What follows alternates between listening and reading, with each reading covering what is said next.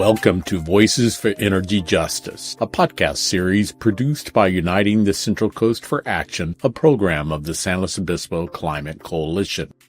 Shalonda Baker's visionary book, Revolutionary Power, provides two critical insights.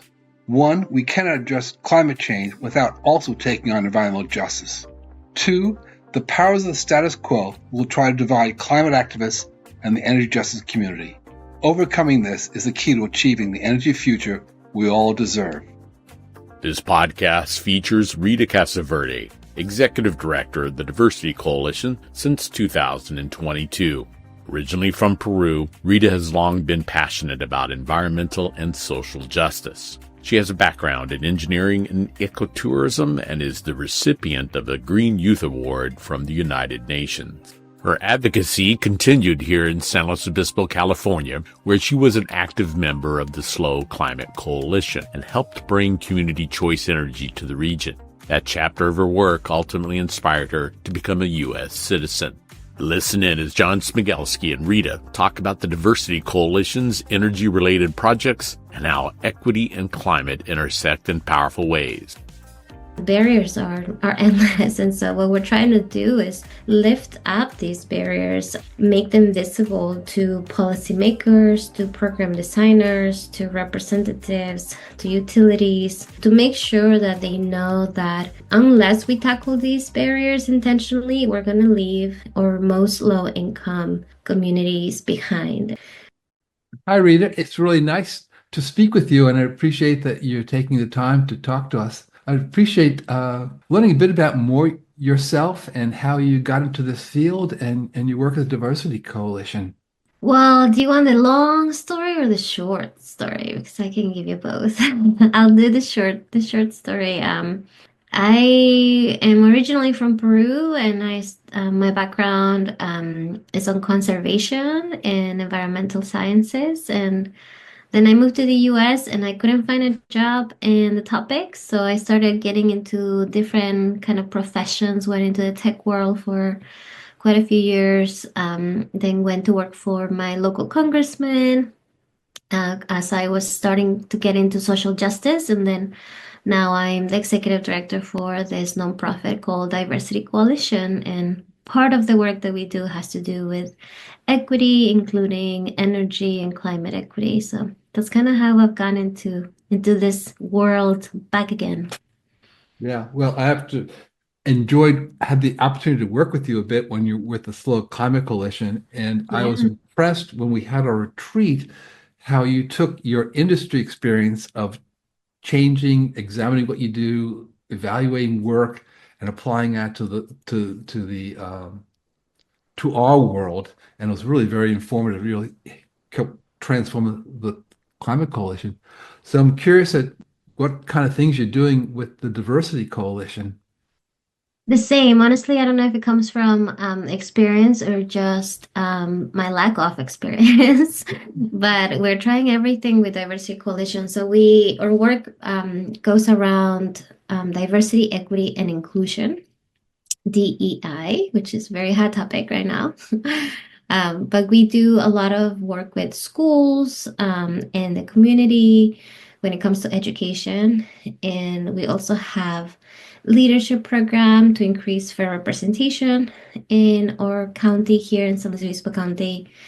And we also have advocacy work that is advocacy and action, because we know that education can get us.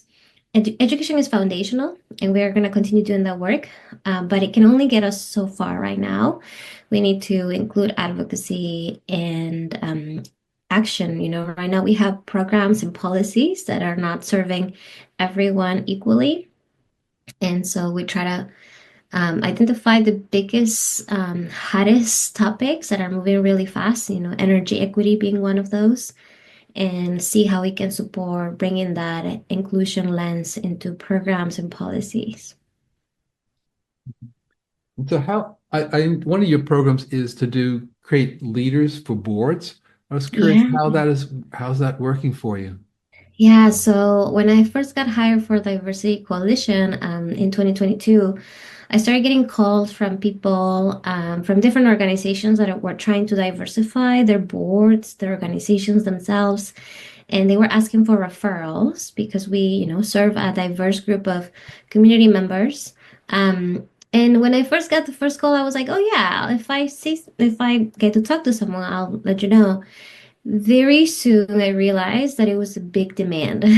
We were getting calls almost every week from different organizations interested in just getting new voices into their boards, into their staff or volunteers. And so we realized that we needed to create a program to make sure that our approach was systemic. And so we started thinking about it, checking in with different organizations that are doing similar type of work when it comes to leadership development.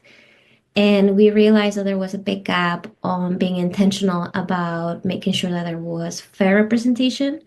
And so we created a program called BIPOC Board Leadership Training. BIPOC stands for Black, Indigenous, and People of Color. And so we train BIPOC professionals to join nonprofit boards and government commissions. And the way that we do that is we do a 2-day training. And in those 2 days, we cover strategic leadership, nonprofit finance, fundraising and networking, and nonprofit governance, which are all kind of obscure topics if you've never been on a board, nonprofit board, it can be scary and intimidating. But we break them down. We do it with BIPOC instructors, BIPOC vendors, BIPOC mentors. And we create a space that honestly, not a lot of us, like as a person of color myself, a space that we don't find unless we are intentional about it. And so we create a very nice community while we learn, while we provide the tools to everyone to feel confident to join nonprofit boards. And, we've had people that have never served on nonprofit boards to people that have been serving on boards for 20 years. And the feedback is the same, is that those 2 days of training teaches them more than they've learned in the 20 years they've been serving, right? So we're very proud of it. We're going to be doing our fourth cohort this May 29th and May 31st. Registration is currently open and we are just so happy. Right now we have 32 graduates. So we are matching those graduates with nonprofits that are part of the program as well. They go through trainings themselves, stay engaged. We have personal conversations with those nonprofits. And yeah, we're very proud of this program too. Great. Sounds like important impact is to have those voices where they can be heard. And Mhm. it's so Yeah, true. I mean, we can't do the work alone. So having people that have gone through a training, but also have that lived experience and are aware of systemic issues and biases, all of that in so many different nonprofits, it just makes the work easier and it's just smarter.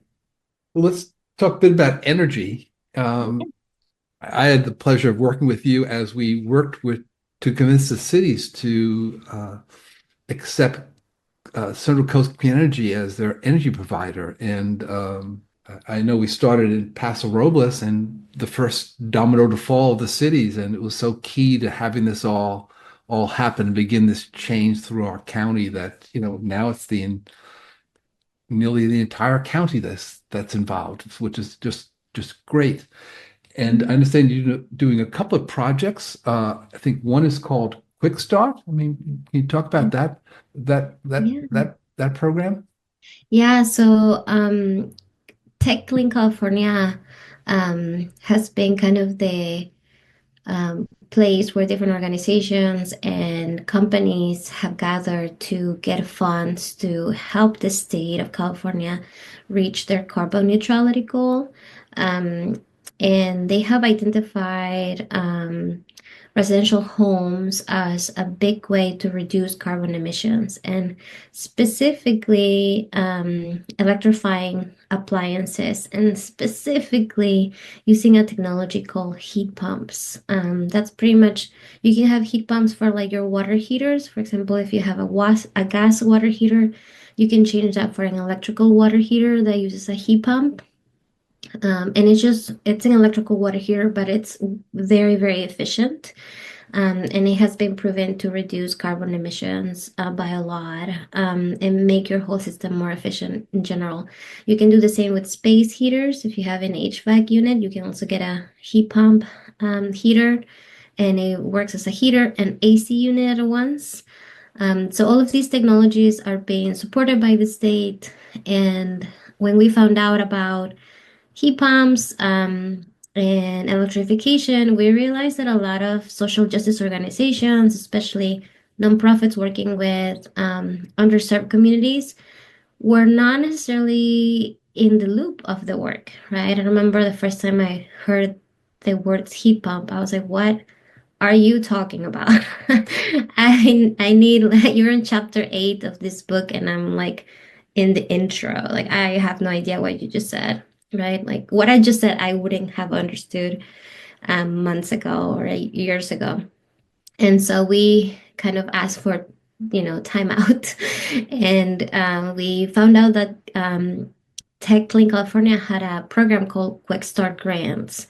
And this program just provides quick grants, relatively quick grants, to very innovative, to have creative solutions that would get us closer to that carbon neutrality goals that the state has. So our goal with this, with that grant, and it was in Just Diversity Coalition. We work with an organization called Race Matters here locally, and also Central Coast Coalition for Undocumented Student Success, as well as Block Power.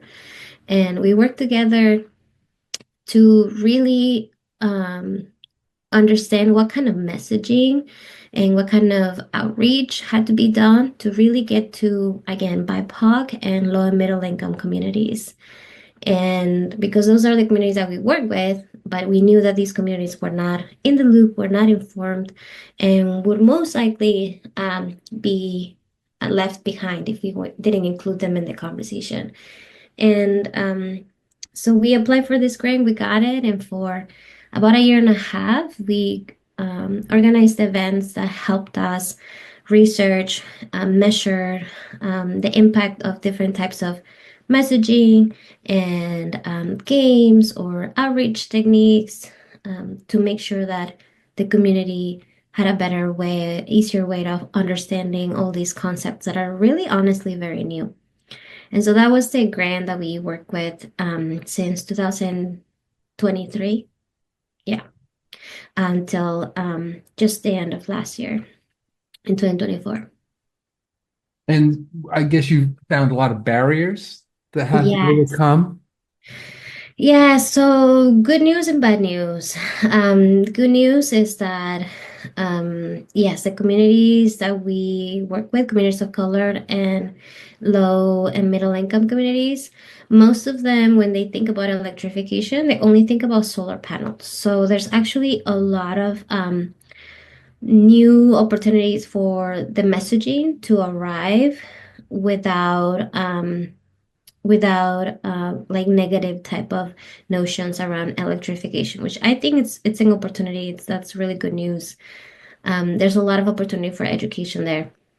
The bad news is that we've just been really bad at breaking down these technical concepts like heat pumps, and really bad at talking about their benefits. But also, right now, currently, the pricing of the technology, even with rebates and incentives, is still very high for low income communities, fixed income communities, that just don't have the funds to pay for these electrical appliances when they need them the most, right? Because we know that most people get a water heater when the water heater breaks, or they get a new HVAC unit when their heater breaks. And so you're in a moment of need, and you have to front big amount of money, with the hope that you get those rebates and incentives back, or that you are able to navigate a very complicated system to get those rebates and incentives. All of that's just not going to happen unless you're really, really committed and educated about this topic, and know that they have long-term benefits for you, for your health, for your family. But right now, the cost is definitely still a barrier. So We have a full report with learnings on how to reach communities of color better, how to reach low income communities, how to talk about it, how to gamify the education of it too, so it's simple to digest and understand. But we've also, in the process, worked with partners to improve the process of intake for programs and also have been able to support contractor trainings and inform contractors how to work with communities of color and low and middle income communities better, because there's a lot of work to be done there too. Yeah. Uh, Quite a lot of challenges, but it's an important topic because people are talking about this is electrifying everything, and heat pumps and induction stoves, seem to be the key measures outside of solar that's there. But well, great that you laid that foundation for how to proceed on, important information for state regulators, et cetera, to look at. And so you have another program I call Green and Healthy Homes. Can you talk about that a Yeah. bit? Yeah, so actually, Green and Healthy Homes was the background of how we got into this work. Even before the Quick Start grant. So the city of San Luis Obispo has been a champion um, in the county, and I think also in the state in some ways, and clean energy, very bold carbon neutrality goals, and they have been holding for years now roundtables with different stakeholders, and they've been calling them Green and Healthy Homes roundtables. And so that's how we got involved into the conversation and realized we had to do a lot of research to understand the problems more. But now, as part of Green and Healthy Homes, the city of San Luis Obispo identified that their most low income communities and more vulnerable to climate change are communities that are mobile home parks. And so and actually there were residents that were interested in, learning more about what they could do in their homes, especially as it gets, hotter or colder. And the installations for these mobile units are just not the same as regular residential homes. So we are working currently with the City of San Luis Obispo and another nonprofit called CAPSLO. We applied for a prize with the Department of Energy called the Buildings Up Prize. There were hundreds of projects that submitted their applications, and about 50 projects across the country were selected, ours being one of them. And we realized that there's not much knowledge around what kind of needs mobile home units have around electrification, what kind of appliances fit in these units and their infrastructure that they already have. We take for granted the space that we have around regular residential homes, single homes, that mobile home units don't have to hold appliances outside their homes, like what you need for a heat pump or a HVAC unit. They don't have attics, so it's also another limitation of what kind of technology you can bring into those mobile home units. And the insulation, it actually makes them have higher costs or a higher energy burden, right? Like, for example, if you live in a regular single home, that is not a mobile home unit, the percentage of your income that you spend on your energy bills is lower than the percentage that a mobile home unit resident pays, right? They actually pay a lot more from their income on their energy bills because of just in how they're insulated, how much heat or how much cold air leaves their home. So we have been working on this for about a year, almost a year and a half, and we've also learned a lot about the lack of um, technology, about the lack of knowledge around the infrastructure needed, limitations on how a lot of these mobile home parks are paying their bills. For example, most mobile home parks are Um, they're not single meter, they are meter at the park level. So rather than being every home a client of a utility, they are uh, the whole park is a client of the utility. And so they have to have sub-meter type of systems to measure how much energy each unit is spending. And this type of meter system makes it so the way that they pay or the programs that are available to them and the rates that they pay are different than the ones that have been designed specifically for single homes. And it's different for the negative, right? Because they are, for example, the community that we are working with right now, they have a first tier. It's kind of like an allowance of amount of energy that they can use, and they get charged a certain price. If they go over that, they get charged a lot more per kilowatt hour. And which really is not an incentive to electrify their homes, right? Because if they now are spending more energy, they're going to be paying more for their bills, even though it's cleaner energy. So we're finding those type of barriers at the utility level, at just the system level, the way that the infrastructure, what kind of infrastructure is available to these mobile home parks, that it's older usually. They don't get as many updates as regular neighborhoods or not mobile home type of neighborhoods.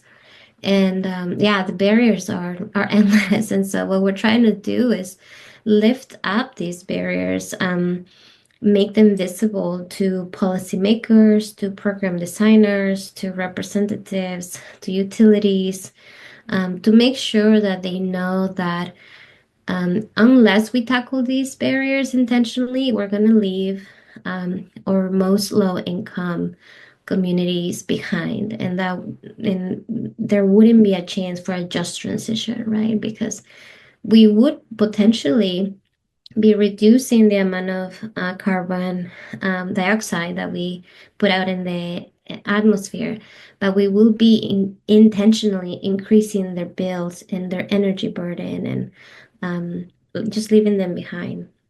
Mhm. Now, are mobile homes available for incentives from community choice programs? They are not. They're not. Yeah, so um, at least here in San Luis Obispo County, we have not seen a mobile home park that has been working with the CCA. And honestly, I don't know if it's just because there have been attempts and they have not worked, or it's just a lack of information about the needs of mobile home parks. So that's another thing that we're working on, is bringing up these needs and really questioning why those programs are not available. They do have to opt in because it's, again, they act as a whole, so the whole park has to opt in to programs like community choice energy. Um, and so that creates another level, another barrier. But it could be that mobile home parks do join in and are able to access those type of programs. We just haven't seen that happening, and we're also, questioning why that hasn't happened yet. Yeah.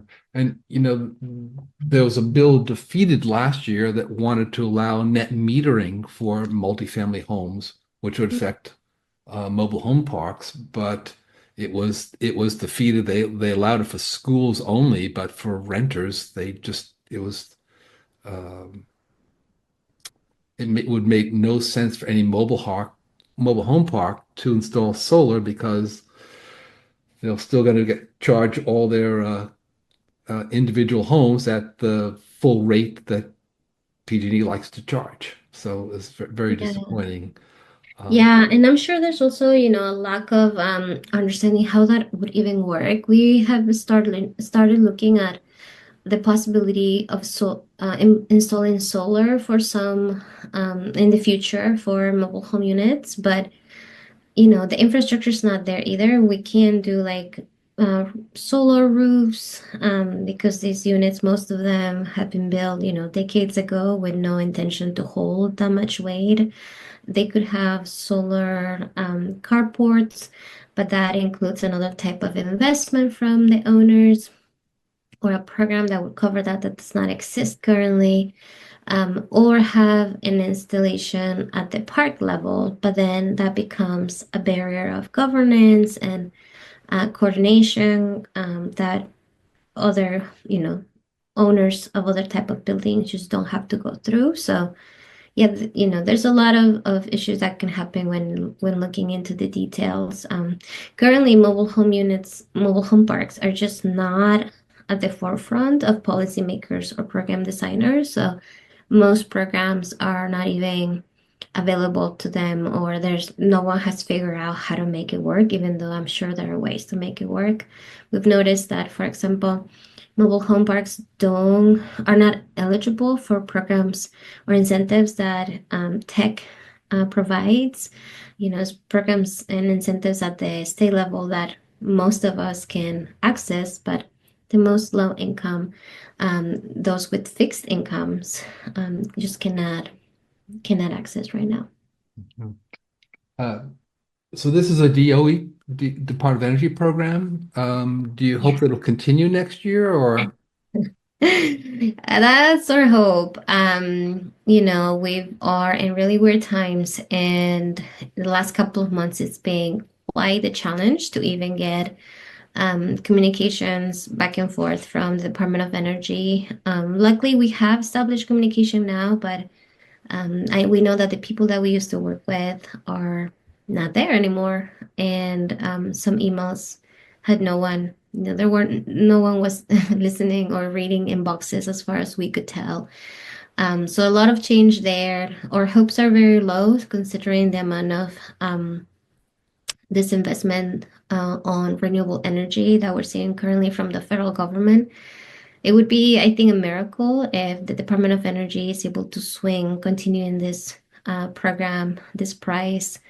We were working towards a new round of funding for next year, but that is currently on hold, and we're actually waiting to get some funds for this year's work that has already started because of all the changes and um, completely, big turns when it comes to policy and progress. And so programs like ours, right, that are looking into how to support mobile home parks could very well just completely pause until something changes in the administration.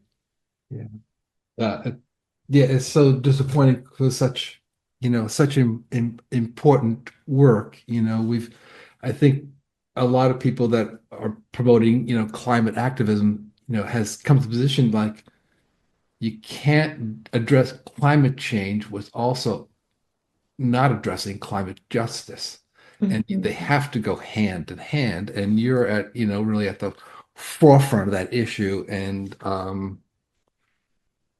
yes, it's just disappointing to see all the things that are impacted by some statements and things. Uh, Yeah, yeah. It's really sad. We're seeing actually some movement internationally. Other countries are noticing this, and it seems like they're increasing their amount of investment. But it just sucks really bad because a lot of research in general, not just around climate or energy, we're seeing a lot of research type of programs and departments losing their funding, and that's what's really gonna make a difference in 10 years from now for the US, and how much research we're doing now. It's gonna impact our ability to make smart decisions later on. So yeah, this is not good for the long term. no, no, no. The earliest you define your problems, the quicker you can Yeah, solve them, exactly. the better things generally are. Well, is you like to end conversations with like anything else you'd like to share and talk about? Either any of your work. I mean, your diversity became a bad word. I think it's a great word, but it's almost become yeah, we want to include everyone. We want to give everyone a fair chance. We want to make sure the playing field is somewhat level. These are like bad terms nowadays. So you're right at the Mhm. forefront of this. And I was curious if Yeah. there's anything you'd like to just kind of add or close with. Oh, thank you, John. I mean, I think, like you mentioned, it's just a lack of understanding of what DI work really means. There's not a one like DI project other than like DI trainings. DI comes down to making, yeah, the work more diverse, more inclusive, more equitable, and the type of energy equity work that we're doing, I think it's a great example. You can't really call it DI project when we're trying to serve everyone in the community. If that's, it is DEI and just means that everything can be DEI if you're trying to make something more inclusive. A lot of the population that we work with, that we see at mobile home parks here locally are older white residents who have now a fixed income, right? They work hard. So many experiences we've met with people that were public servants to teachers to um, artists, different industries that have now retired and have a very fixed income and budget they have to meet, and their energy bills are going up in general, but they're being left behind in this energy transition.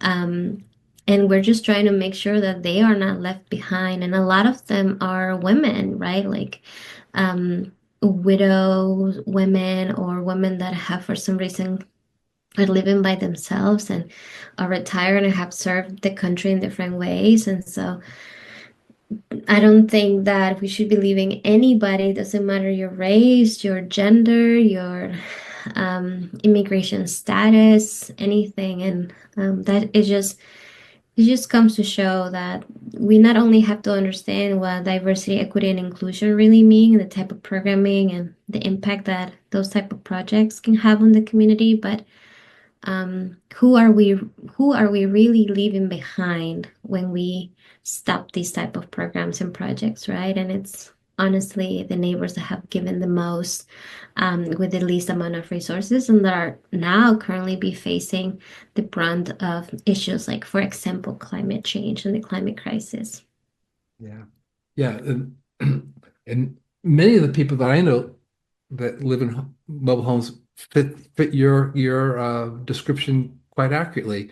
And they care about climate change, but they're basically powerless to do it. They just can't Yeah. afford it. They want to, but there's so many obstacles and in the way. And Yeah. so I think the work you did with the Quit Stock program, looking at mobile homes, what are all the barriers, how to overcome them. I installed a heat pump hot water in my heater myself, and I knew it was going on, but I could just see the challenges with others. But I happen to have a chance the thing is failing. Okay, this is great. It's about to fail. I'm ready to go. But it took me months to do it. It took me months to do it, not days to do it, Yeah. which is sometimes often the ways you need to have things happen and just trying to deal with that. But, it's really to bring reality to some of the policymakers and to, build down those barriers. And Yeah, we were last week talking at the um energy um, forum. I think it's the Energy Utility Forum in Canberra here in California. And we were talking to people that were coming from all over the country to talk about utilities and energy. And the work that we just presented to you now was presented to them.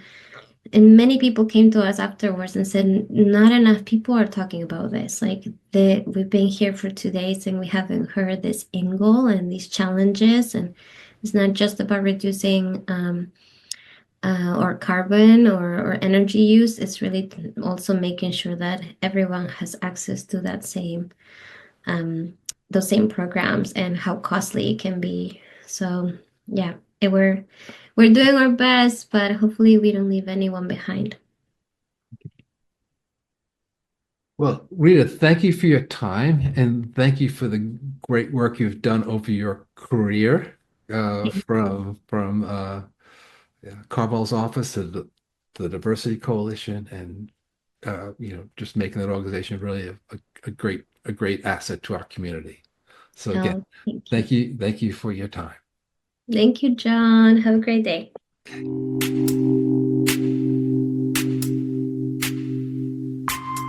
Thanks for listening to this podcast. We are interested in your feedback and suggestions for future episodes. Email us at john@slowclimatecoalition.org.